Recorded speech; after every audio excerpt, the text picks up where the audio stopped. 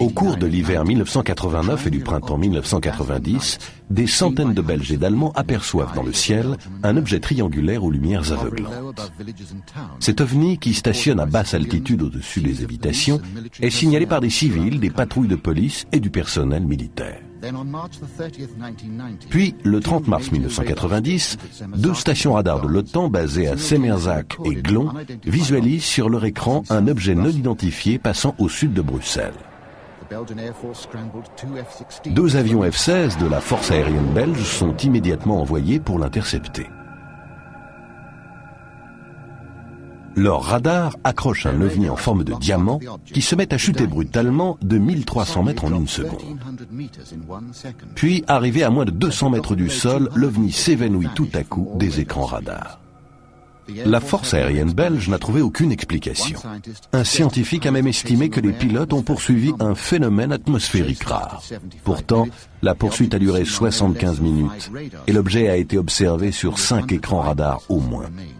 Et puis, il reste le témoignage de centaines de témoins oculaires.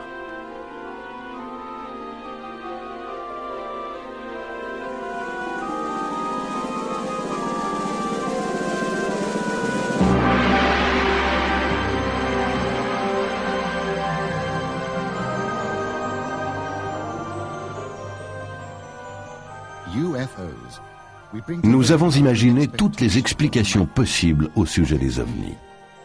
Depuis les débuts de l'histoire, les observations d'ovnis se sont inscrites dans un spectre allant du sublime au manifestement absurde.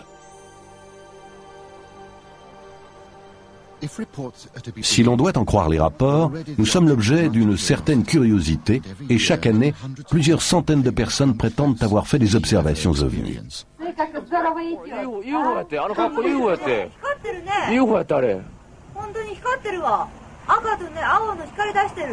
I mean, that could not be a weather balloon. That's impossible. Well, it's going up and then going over and reappearing, and it's sort of going in a sort of circle, isn't it?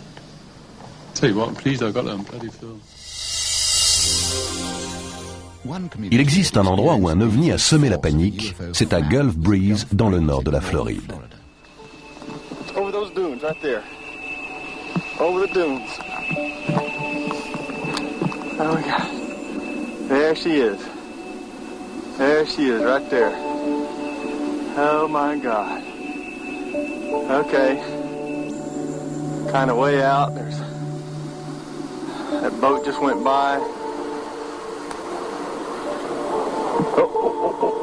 Oh, Jesus, when you know it. Le promoteur immobilier Ed Walters filme cet ovni avec son caméscope en novembre 1993. Mais ce n'est que le dernier événement en date d'une série qui a bouleversé Gulf Breeze. En 1987, Ed Walters photographie déjà ces ovnis très nets avec un simple appareil Polaroid. Cet original très sombre est censé représenter un ovni stationnant au-dessus d'une route. Des spécialistes photos ont éclairci le cliché, ce qui a révélé plus de détails dans les couches d'émulsion. Pour de nombreux observateurs, ces photos prouvent au moins que les ovnis sont ici pour y rester. Et s'ils demeurent des sceptiques, une chose est sûre. Ces événements ont vraiment placé Gulf Breeze sous les projecteurs de l'actualité. Il y a tellement de centaines d'autres témoins locaux et des milliers d'autres témoins dans le monde entier qui n'ont peut-être pas été sous les feux des médias comme moi-même, peut-être parce qu'ils n'ont pas écrit de livre ou pour d'autres raisons, que je ne crois pas qu'il s'agisse simplement de l'histoire d'Ed Walters. Je crois que l'histoire des ovnis existe en elle-même et qu'il y a des milliers de gens qui sont sincères et disent qu'ils savent ce qu'ils ont vu. Avec une base navale au large, cette vaste étendue de ciel et d'eau est idéale pour les passionnés d'ovnis, déferlant jusqu'à Gulf Breeze et autour de Pensacola. What is that baby doing? Oh, it may look like it's moving around, doesn't it? I see two of them moving to the west, slowly. Oh, whoa, whoa, whoa, whoa! What's going on up there? There's two of them. Look, look, look, drop! Look, look, look, look! Yo, look, it's right there! Just drop something else! Sur les 5 heures d'enregistrement vidéo de Bruce et Ann Morrison, on voit d'étranges lumières manœuvrant au-dessus de la baie. J'étais en train de déjeuner avec une amie un jour au travail. Elle avait entendu parler des apparitions de Gulf Breeze, mais ça n'avait pas encore fait les gros titres des journaux de Pensacola, vous savez. Gulf Breeze est une petite communauté à l'extérieur de Pensacola. Et elle commença à me parler de cet homme à Gulf Breeze, qui avait pris toutes ces magnifiques images. Il y avait eu des articles à ce sujet dans le journal, et je me souviens de ma réaction bizarre. Soudain, j'ai regardé mes bras et j'avais comme des frissons sur tout le corps. C'était une immense sensation d'émerveillement et de stupéfaction.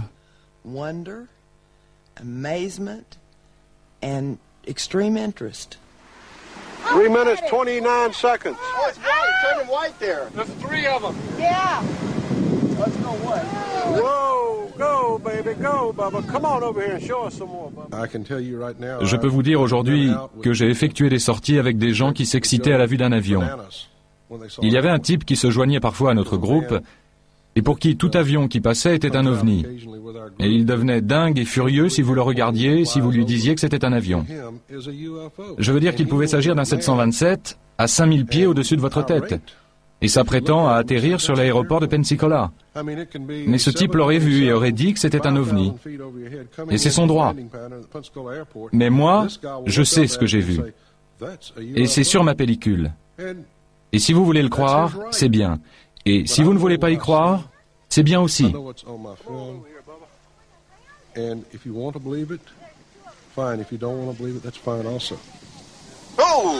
Whoa, whoa, whoa! Oh, it's kind of green. It's got a green halo around it, doesn't it? Did y'all see green around it? Yeah. All right. Les clichés d'Ed Walters semblant trop beaux pour être vrais, celui-ci devient tout naturellement la cible des démystificateurs. Eh bien, c'est vraiment révoltant. Je suis un type normal qui construit des maisons. Je suis un ouvrier, et voir quelque chose d'aussi extraordinaire, le raconter et se faire démolir, c'est vraiment scandaleux. On ne s'attend pas à ce genre de réaction. On s'attend à ce que les gens vous disent « c'est extraordinaire » plutôt que « t'es cinglé ». Over the dunes. Oh my God. There she is. There she is, right there. Oh my God.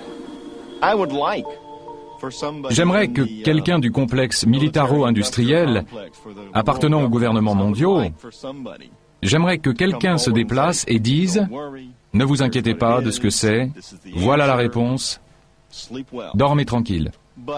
Mais personne ne fait ça. Ils ne savent rien, j'imagine. Je pense qu'ils cherchent tout comme nous. Je crois que lorsqu'il y a une panique due aux ovnis, alors les militaires et les gouvernements du monde s'y intéressent en coulisses.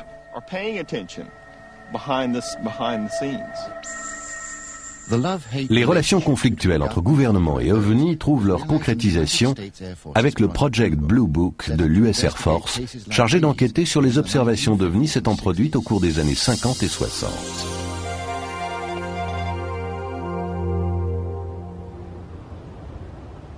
Le laboratoire de propulsion par réaction affirme qu'il s'agit d'un avion léger, mais Lee Hansen, le photographe, certifie que ce n'est pas le cas.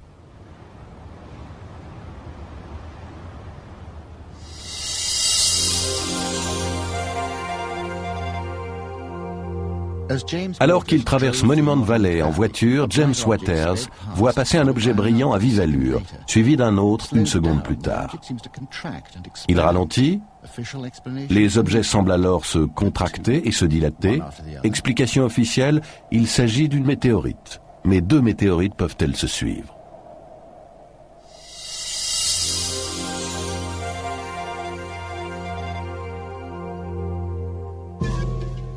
Deux autres films d'OVNI ont été étudiés dans le cadre du Project Blue Book. L'un pris près des grandes chutes du Montana et l'autre dans le ciel de l'Utah.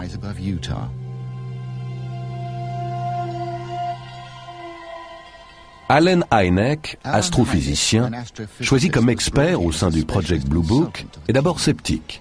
Mais après avoir analysé ces films, il change d'avis. La pellicule de l'Utah avait déjà été soumise à quelques milliers d'heures d'analyse humaine par le laboratoire d'analyse photographique de la marine.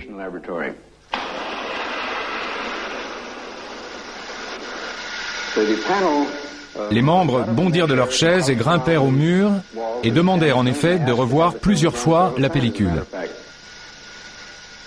Or, la marine, sur la base de leur analyse détaillée des pellicules de Utah, avait conclu que les objets vus sur les pellicules ne pouvaient pas être des ballons atmosphériques, des avions ou autres, et qu'il s'agissait en effet d'objets non identifiés et autolumineux.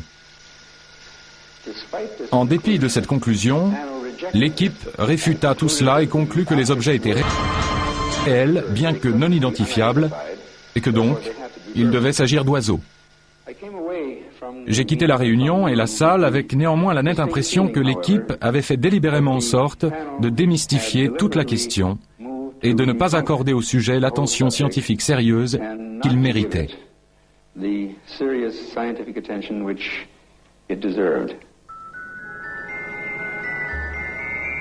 Dans le ciel d'Angleterre, un ovni surgit de nulle part et vole aux côtés du Concorde.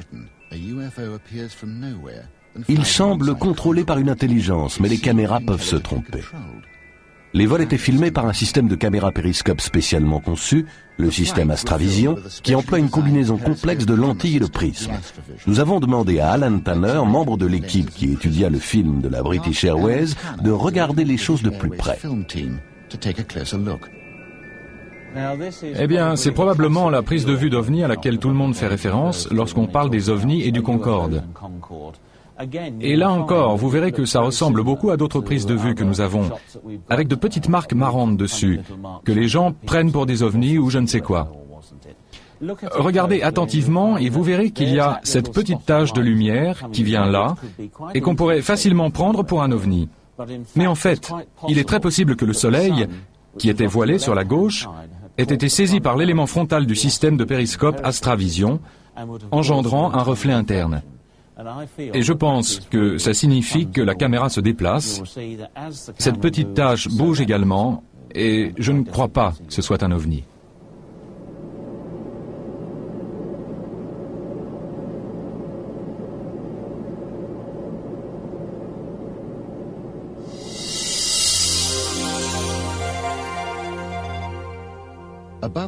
Au-dessus des lacs du Norfolk, 3 pêcheurs filment un ovni en forme de losange. On tente de savoir s'il s'agit d'avions ou de ballons atmosphériques. En fait, le ciel est totalement dégagé. 3 mois plus tôt, au bord de la mer Noire, un touriste enregistre ces images avec son caméscope. Cela semble très étonnant jusqu'à notre rencontre avec Simon Nash de chez Panasonic. Voici un moteur Iris de base. Le principe du moteur Iris consiste à réguler le flux de lumière pénétrant dans la caméra. Le moteur Iris s'ouvrira lors de scènes très sombres ou peu éclairées, et il se fermera lors de scènes vivement illuminées ou de grande intensité lumineuse. Nous n'avons réellement aucune idée de ce qu'est cet objet dans le ciel. Ce pourrait être un reflet provenant d'un avion ou d'une autre source lumineuse. Mais lorsque la caméra commence à zoomer, on voit clairement ici la forme du véritable élément iris dans la section lentille de la caméra. Il semblerait que ce soit causé par un reflet de lumière pénétrant le devant de la caméra et rebondissant çà et là entre les éléments de lentille. Pris en sandwich entre les éléments de lentille se trouve le moteur iris, qui saisit cette forme caractéristique, souvent aperçue lorsqu'on regarde directement ou indirectement en direction du soleil. Mais l'image au début de la cassette est assez inhabituelle et c'est quelque chose ne pouvant être expliqué par la technologie normale. Au cours des 30 dernières années, quelques 8000 apparitions d'ovnis ont été signalées à un service spécial du ministère de la Défense britannique. Environ 400 d'entre elles, soit 5%, demeurent non identifiées. Nick Pope fait partie de ce ministère. La chose qu'il faut souligner, c'est qu'environ 95% des rapports qui nous parviennent peuvent être très facilement expliqués. Il y a probablement un noyau dur de 5% qui semble défier l'explication. Et il va de soi que nous gardons un esprit ouvert vis-à-vis d'eux. Mais ceci dit, ce n'est pas parce que quelque chose semble inexplicable qu'il ne pourrait pas être explicable le jour suivant. Récemment, il y a eu un dirigeable en opération au-dessus du Royaume-Uni, et il était fortement illuminé de l'intérieur. Or, si vous le regardez en plan rapproché, c'est à l'évidence un dirigeable, mais lorsque vous le regardez depuis une grande distance, il ressemble simplement à un objet en forme de cigare, très brillant, et bien entendu, cela a engendré un nombre incroyable de témoignages.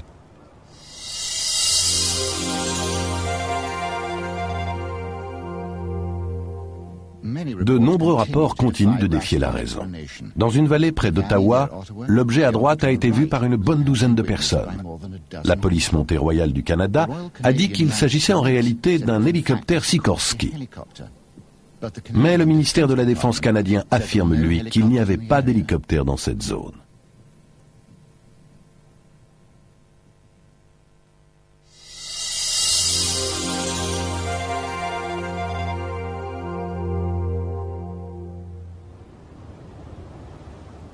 Cet objet bizarre, filmé au-dessus d'un champ de blé anglais, demeure un mystère.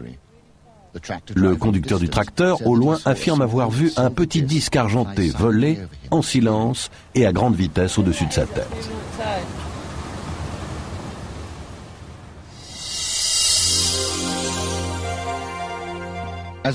Un caméraman de la télé filmant un sujet sur la météo dans le Wisconsin aperçoit un objet passé à plus de 1600 km/h au-dessus d'un moulin à vent. On a vérifié auprès de la base aérienne locale et du réseau de défense NORAD, il n'y a pas eu d'autres témoins.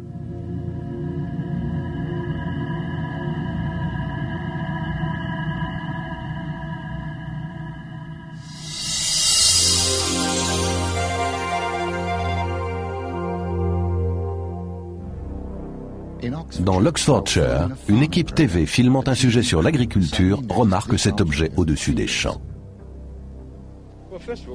Tout d'abord, nous avons vu ce qui nous paraît être une très grande traînée de vapeur, plus fine que les traînées de vapeur ordinaires. Puis, lorsque cette traînée s'évanouit, c'est parti en ligne droite. L'objet était à l'évidence circulaire, et il y avait une couleur jaune-orange qui semblait s'arrêter très lentement, et puis très vite sortir du champ de vision. Ça allait tellement vite qu'on ne pouvait pas suivre. Ça semblait aller à une allure dingue, incroyable. Tout d'abord, ce fut une traînée de vapeur qui sembla apparaître brusquement. La ligne dans le ciel précédant la traînée de vapeur apparut elle aussi, visible comme si c'était passé au-dessus de nos têtes, sans qu'on ait rien remarqué. Alors la traînée de vapeur elle-même formait une sorte de spirale, comme si l'objet qui prenait les devants était en train de tournoyer. Et si l'on regardait cet objet à l'œil nu, il était évident qu'il tournoyait, et qu'il était orange et circulaire.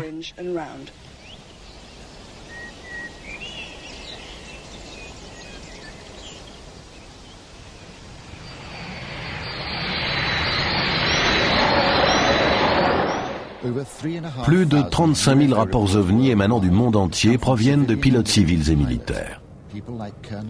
C'est le cas du colonel Fletcher Protey, qui commandait une escadrille aérienne basée à Tokyo dans les années 50 et qui fut l'un des 5 fondateurs de l'immense réseau de défense du NORAD. Mes avions tournaient dans le ciel de la moitié de la planète, régulièrement. Un jour, je reçus un mémorandum top secret venant de la Maison-Blanche, de l'état-major de l'Air Force. Et il m'ordonnait de dire à mes équipages que si jamais ils voyaient un objet non identifié, ils devaient me le signaler. Je devais les faire parler et prendre leur déposition, leur déclaration sous serment, puis les envoyer à un certain bureau du Pentagone.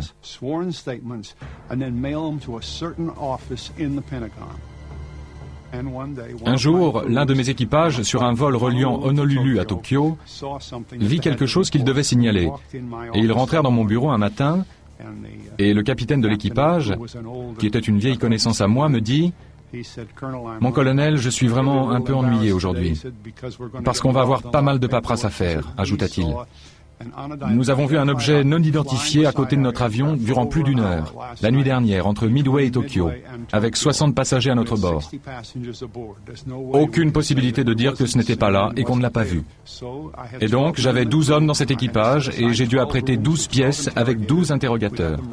Nous devions coucher par écrit leur récit, ce qu'ils avaient vu, emballer tout ça puis l'envoyer à l'état-major de l'Air Force, mais on n'en a plus jamais entendu parler. En Amérique, le secret qui entoure les ovnis, hérité de la guerre froide et du développement des nouvelles armes nucléaires, est toujours d'actualité. Par contre, en Russie, les choses ont l'air de changer. Nous avons pu rencontrer des militaires de premier plan de l'ex-Union soviétique. Ils apportent non seulement leurs propres témoignages, mais évoquent aussi les enquêtes liées aux observations d'OVNI. Aujourd'hui, chaque mois, des centaines de cas sont signalés au groupe OVNI et aux autorités militaires.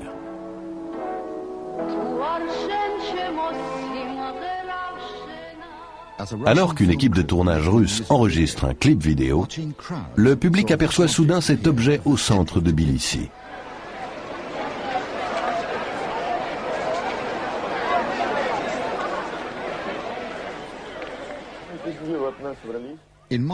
À Moscou, un officier du KGB et sa famille filment un groupe de lumières non identifiées. Depuis peu, les gens osent signaler des ovnis et font circuler des images comme celle-ci.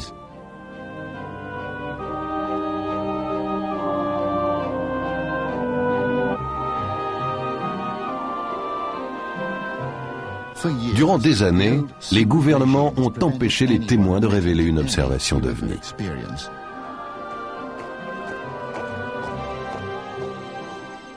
Aujourd'hui, pour la première fois, le général de division Boris Sourikov évoque un ovni rencontré au cours de la Seconde Guerre mondiale. L'engin, en s'approchant, charge d'électricité leur bombardier, menaçant de faire exploser le carburant. Pour sauver l'avion, l'équipage largue ses bombes, mais par crainte de représailles, consigne dans son rapport avoir pleinement rempli sa mission. Une forme de ce genre-là. Voici un rayon de feu. Cette partie est rougeâtre. L'avant est lumineux. Et ça volait à très grande allure. Ça illuminait l'espace tout autour. On aurait dit un coucher de soleil en miniature. Au centre se trouvait un objet volant d'une étrange apparence. Ça ne ressemblait pas du tout à une déflagration antiaérienne. Le diamètre d'une flamme provenant de l'explosion d'un missile antiaérien est d'environ 10 mètres. Là, c'était plus large et plus long que toutes nos navettes spatiales. C'était au moins 2 fois plus long. Et ce n'est pas le genre de choses que nous ou les Américains envoyons dans l'espace. And it isn't the type of thing which we or the Americans launch into space.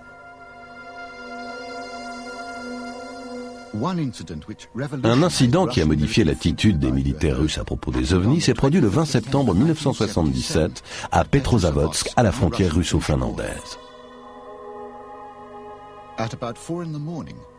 À 4 heures du matin, plus de 170 témoins, dont une vingtaine de policiers et de gardes-frontières, voient un énorme objet brillant projetant des rayons de lumière.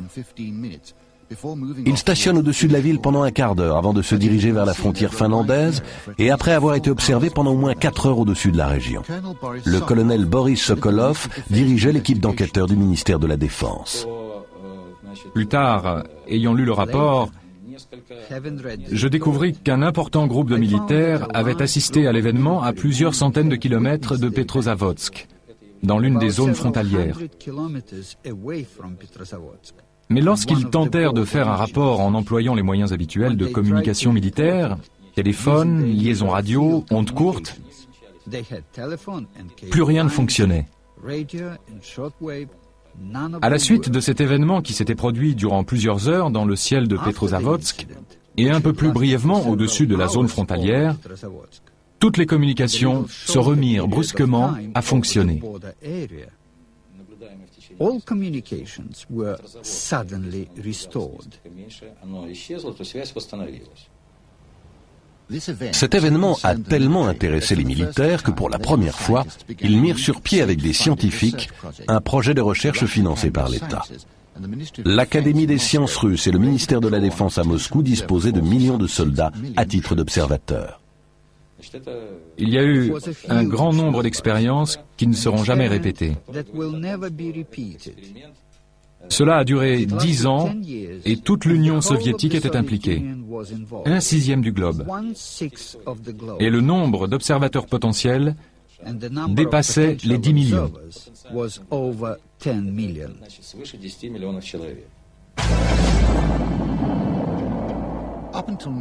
Jusqu'à aujourd'hui, cet incident n'est pas considéré comme de la désinformation destinée à couvrir le lancement de fusées secrètes. Aujourd'hui, pour la première fois, le colonel Sokolov certifie que ces faits réels ont déclenché l'un des projets de recherche OVNI les plus vastes au monde. Si les ovnis sont des objets réels, ils semblent alors être le résultat d'une extraordinaire technologie.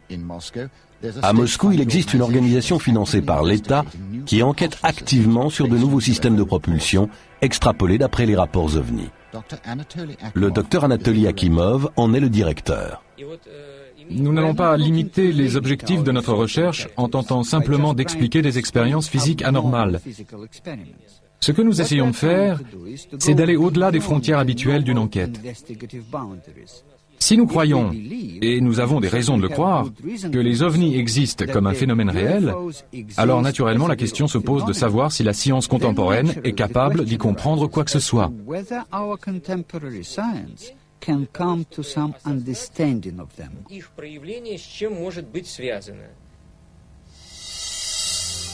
En opposition absolue avec l'ouverture d'esprit des Russes, le ministre de la Défense britannique continue de nier un incident qui arriva en 1980, ici à l'endroit nommé Woodbridge, où se trouve une base de la force aérienne américano-britannique. C'est l'une des bases aériennes militaires les plus actives du Royaume-Uni. Ses activités sont très secrètes et elle abrite l'un des plus gros stocks de réserves d'armes nucléaires de l'OTAN.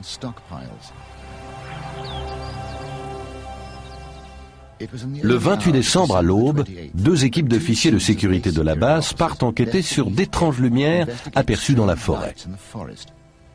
Dans une équipe, le commandant adjoint de la base, le lieutenant-colonel Halt.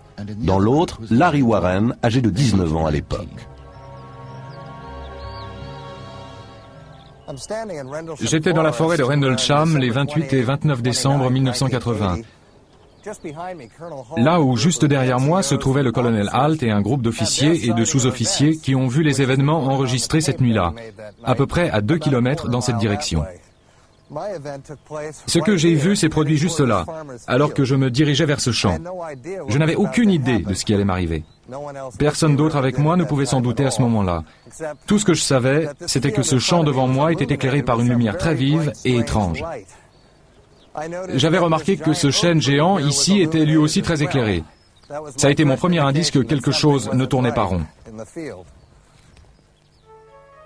Comme l'exige la procédure courante, le lieutenant-colonel Halt enregistre sur cassette l'avancée de ses équipes dans la forêt, lesquelles mesurent le taux de radiation, avant de remarquer quelque chose au travers des arbres. Les voix que vous entendez proviennent de la cassette originale, seules les images sont une reconstitution.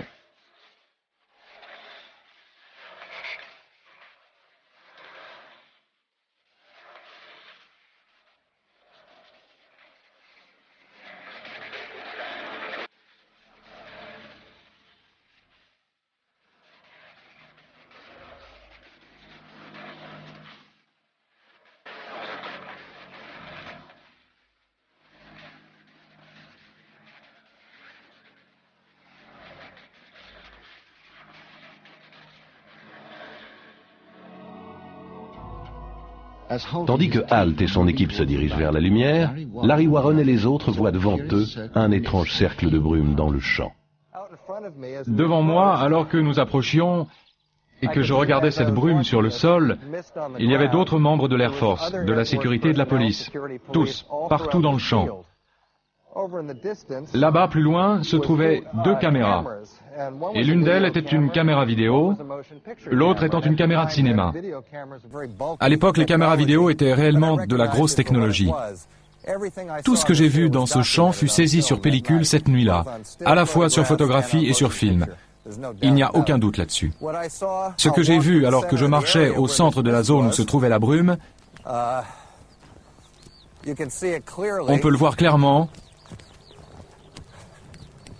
C'est ici que tout s'est passé.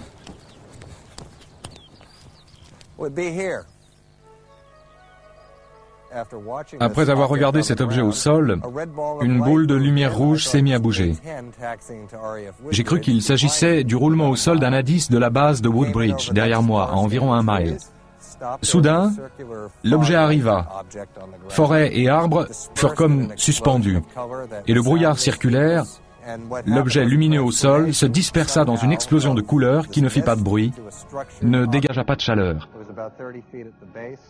Cette brume se mit d'une manière ou d'une autre à se transformer en un objet structuré. Ça faisait environ 9 mètres à la base, 6 mètres de hauteur. Il y avait des lumières bleues et noires à la base, et comme une sorte d'arc-en-ciel nacré au-dessus. C'était très difficile de le regarder bien en face. Quand l'ensemble des témoins s'est rendu compte de la transformation, certains restèrent pétrifiés, d'autres prirent la fuite. Pourquoi je ne les ai pas imités, je ne sais pas. Peut-être que j'étais encore en état de choc.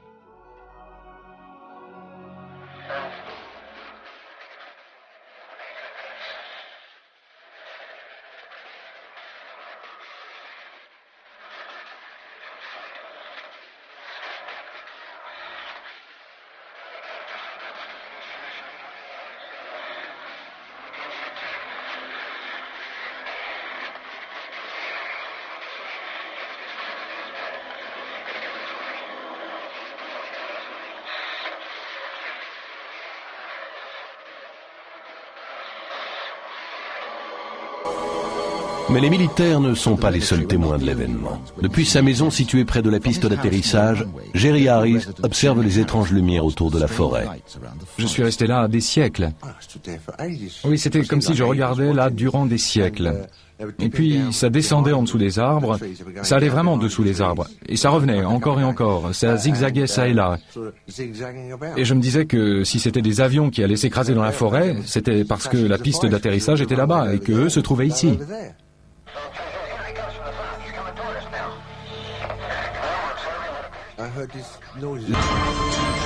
J'ai entendu ces bruits au-dessus de la base. Oui, j'ai entendu ces voix qui criaient. Je ne pouvais saisir ce qu'elles disaient, car c'était au loin, mais je pouvais les entendre. Le vent soufflait dans ma direction. Et j'entendais aussi des véhicules démarrer et se mettre en route. Bon, j'imagine que n'importe qui aurait pu inventer cela avec beaucoup d'imagination. Cependant, je ne vois pas pourquoi qui que ce soit aurait décidé de monter cela et de s'y tenir 14 années durant, alors qu'on a tous, à coup sûr, d'autres choses à faire. Je ne crois pas que quelqu'un pourrait monter un truc pareil, c'est pas évident. Vraiment, vous pourriez me virer de cette histoire, mais cette histoire continuera à exister. Elle ne va pas disparaître. Non, elle ne disparaîtra pas.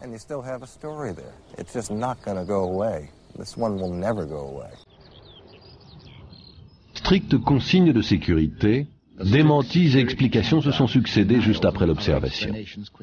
On évoque le phare d'Oxford Ness à 10 km de là, des météorites, des voitures de police, des étoiles brillantes. Les supposés films et photos n'ont jamais été diffusés. Mais il reste cependant un sérieux élément de preuve. Le rapport du lieutenant-colonel Halt considéré comme authentique par le ministère de la Défense britannique.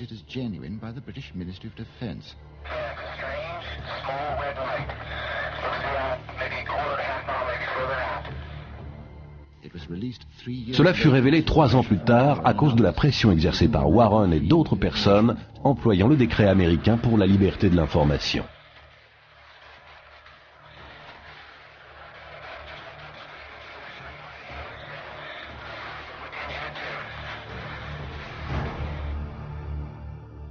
Je n'étais pas là au moment des apparitions de Woodbridge, et je ne peux donc être certain de ce qui s'est passé.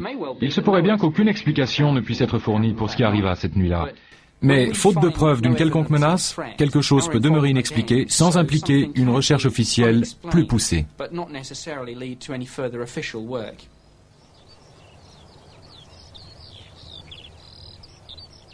En dépit des affirmations gouvernementales, on ne peut ignorer les affirmations de Lord Peter Hill Norton, amiral de la flotte et ex-chef de l'état-major de la défense britannique au début des années 70. À mon avis, quelque chose de vraiment matériel s'est produit. Je ne doute pas que quelque chose ait atterri sur cette base américaine de l'Air Force. Je ne doute pas que des gens s'y soient intéressés, que les gens de l'Air Force américaine et que le général commandant la base s'y soient intéressés au plus haut point.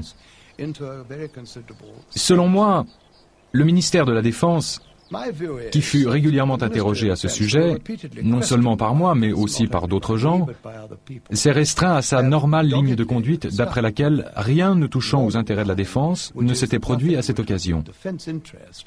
Ma position là-dessus a toujours été assez claire. Et j'ai parlé de ça à la fois en public, à la télévision et à la radio. Et je l'ai dit aussi à Lord Trefgarne, face à face, lorsqu'on s'est rencontrés. Et aussi devant un grand nombre de gens, dont le commandant en chef de Bentwaters. Je disais qu'ils avaient halluciné, et que pour une base nucléaire de l'Air Force américaine, c'était très dangereux. Or, ce qui devait arriver arriva. Et dans ces circonstances, il n'y a qu'une seule réponse possible. Elle concerne la sécurité du Royaume-Uni. Et jamais on ne m'a contredit pour cette position.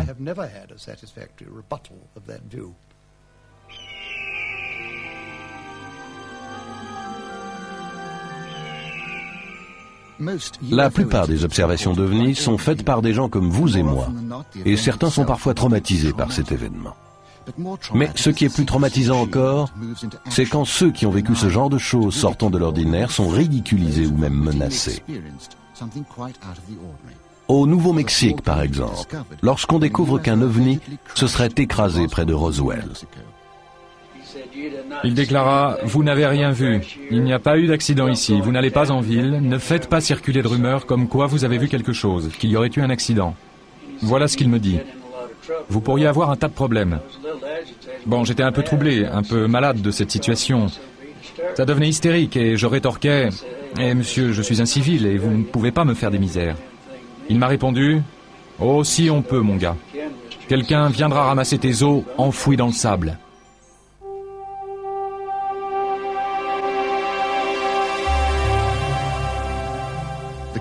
L'affaire du crash de la soucoupe volante et de ses occupants extraterrestres est devenue une classique et solide histoire d'OVNI.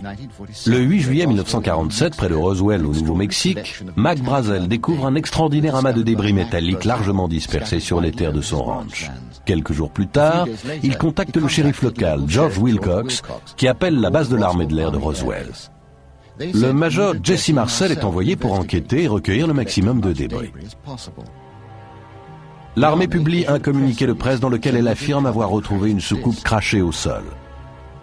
Mais un peu plus tard, le même jour, le général de division Ramey dément et affirme que ces débris ne sont que les restes d'un ballon atmosphérique tombé au sol.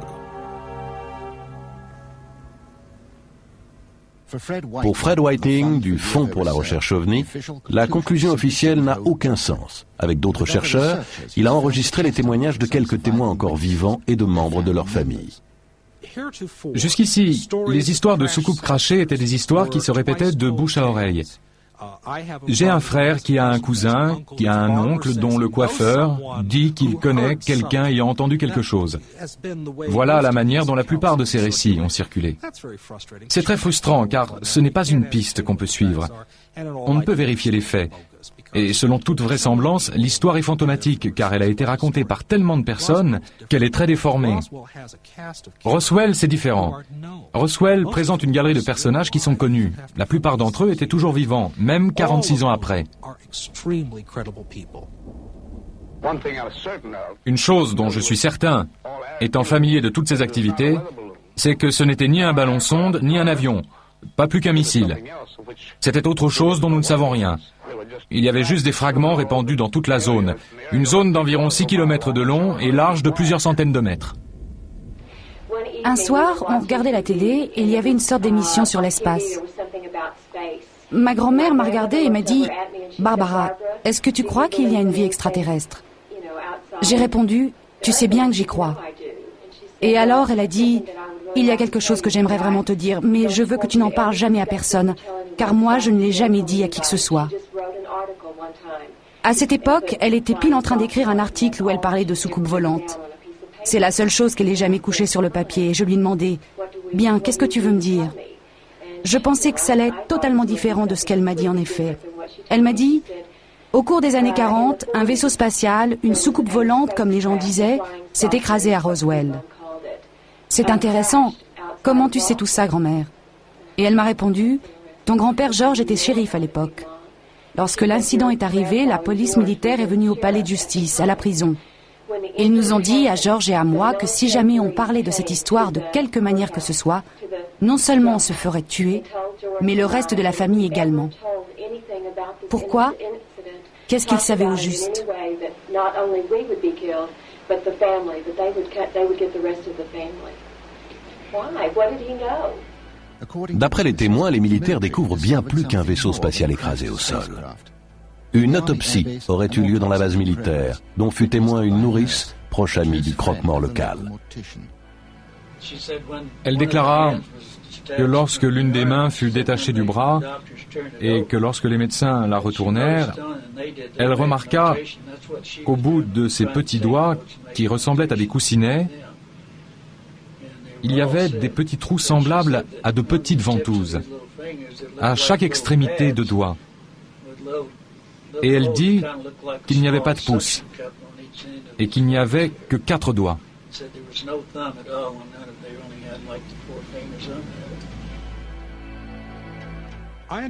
J'ai essayé de savoir si le Pentagone s'en tenait toujours à cette histoire de ballon-sonde. Et j'ai donc rédigé toute une série de lettres adressées à des sénateurs et à des membres du Congrès. Et j'ai aussi poussé d'autres chercheurs à faire comme moi. Ce qu'on a obtenu, c'est un bon modèle de démenti et de renvoi de balles. Des citoyens du Nouveau-Mexique ont alerté leurs propres représentants au Congrès. Stephen Schiff s'est occupé de l'affaire en leur nom. D'après les déclarations des témoins, il y a un certain nombre d'individus qui affirment que, quelle que soit la chose récupérée autour de la zone actuellement nommée Corona, près de Roswell, elle fut apparemment mise dans un avion spécial apprêté à cette fin. Cet avion était sous protection d'une garde armée, car des témoins ont vu la police militaire. Je ne crois pas que des ballons-sondes seraient normalement transportés par avions spéciaux sous garde armée. De sorte que la question, une question bien légitime, se pose de savoir si c'était bien un ballon-sonde. J'ai obtenu une réponse d'un colonel de l'Air Force qui m'a juste dit que ma requête avait été transmise aux archives nationales, que c'était simple, rapide. Et puis j'ai à nouveau contacté le ministère de la Défense. Et j'ai reçu une réponse émanant d'un niveau un peu plus élevé. On vous renvoie aux archives nationales. Et donc, j'ai contacté les archives nationales. Les archives nationales m'ont répondu qu'elles ne possédaient rien au sujet de l'incident de Roswell. Et inutile de le dire, j'ai considéré que tout ça était une perte de temps. Les choses en étaient à ce point lorsque j'ai demandé à notre bureau comptable de m'assister. Le bureau comptable, à la requête des membres du Congrès et de Schiff, accepta de mener une enquête pour savoir s'il y avait ou non une dissimulation d'informations relatives aux événements de Roswell. Un enquêteur fut nommé pour s'occuper de l'affaire, devant bien sûr en référer au bureau des membres du Congrès, du fait que le bureau comptable est une émanation du Congrès. C'est la section enquête du Congrès. Cet enquêteur approcha un officiel appartenant au bureau de liaison de l'Air Force avec le Congrès, le directeur des projets et des opérations, un certain colonel Larry Shockley. Et l'enquêteur dit au colonel Shockley qu'il était intéressé par l'affaire Roswell. La réponse du colonel Shockley fut, à ce qu'il me semble, qu'il n'avait pas à s'occuper de ça. Ce n'est pas la première fois, et à mon avis pas la dernière, qu'on empêche cette enquête d'aboutir. Ce type du Congrès, Schiff, il n'a pas dit « Nous possédons des documents, mais ils sont secrets. Vous ne pouvez en prendre connaissance que si vous suivez certaines procédures. » Ça, au moins, ça aurait été une réponse sensée. Mais me diriger vers un bureau qui ne possède pas ces documents et qu'ils savent ne pas les posséder, eh bien, ça, ce n'est pas raisonnable comme réponse. Pour Stephen Aftergood de la Fédération des scientifiques américains, il y a d'après lui une explication moins secrète et plus terre-à-terre. Les archives nationales affirment qu'il y a plus de 300 millions de pages de documents secrets pour la période d'avant 1960, qui attendent d'être remis en circulation. En d'autres termes, des documents allant d'avant la Première Guerre mondiale jusqu'à 1960. Si nous extrapolons à partir de cela, et tentons d'estimer le nombre de tous les documents secrets à l'heure actuelle, je dirais qu'il y a bien plus d'1 milliard de pages de documents secrets attendant d'être rendus publics.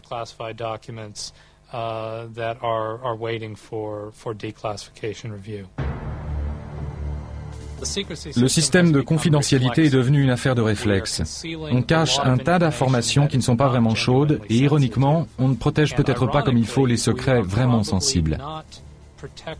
L'incident de Roswell, tout spécialement, fut une histoire durable, car il y a eu tellement de communiqués différents émanant du gouvernement, et en plus, il y a une telle masse de documents gouvernementaux qui sont restés secrets durant plus de 50 ans après les faits.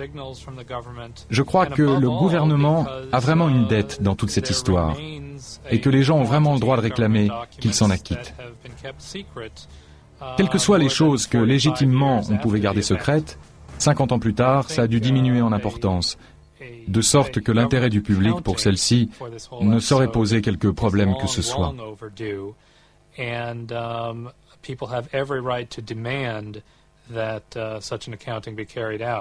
Whatever may have been legitimately secret 45 years ago has diminished so greatly in sensitivity that the public interest in its disclosure far outweighs any conceivable sensitivity that might remain. Or, ce qu'il faut faire, c'est arriver à mettre dans la tête des membres du Congrès, et c'est déjà dans les têtes de nombreux chercheurs ovnis des États-Unis, comme ailleurs dans le monde, qu'il y a une rétention d'informations pour des raisons que nous ne pouvons que deviner. Dans quel but, on n'en a pas la moindre idée. Mais le fait est que notre gouvernement n'est pas attentif aux citoyens qui veulent simplement être au courant des faits.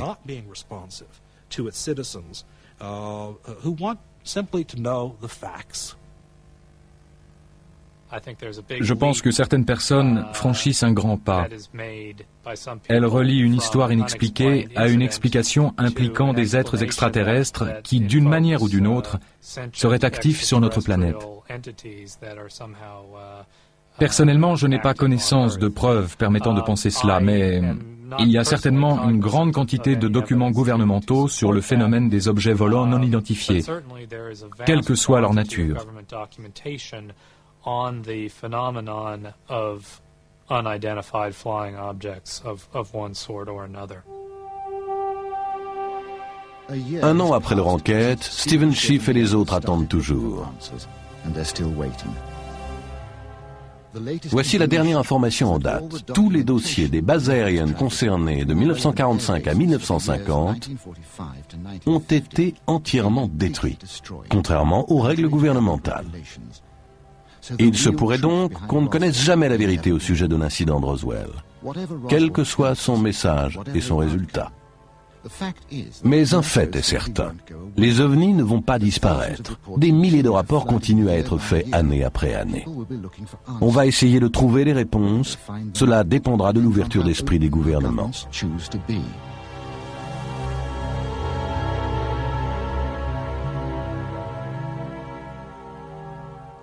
Le régime du secret est un héritage de la guerre froide. Maintenant que l'Ouest et l'Est communiquent, n'allons-nous pas suivre l'exemple russe en essayant de trouver une réponse au mystère du phénomène ovni? Nous ne pouvons exclure la possibilité que des créatures bien supérieures à nous s'intéressent à ce qui se passe sur la Terre. Ces objets volants non identifiés qui apparaissent et manifestent leurs caractéristiques exemplaires, comme leur vitesse, leurs manœuvres rapides et ainsi de suite. On doit les étudier, dans l'intérêt de l'humanité. In the interest of mankind.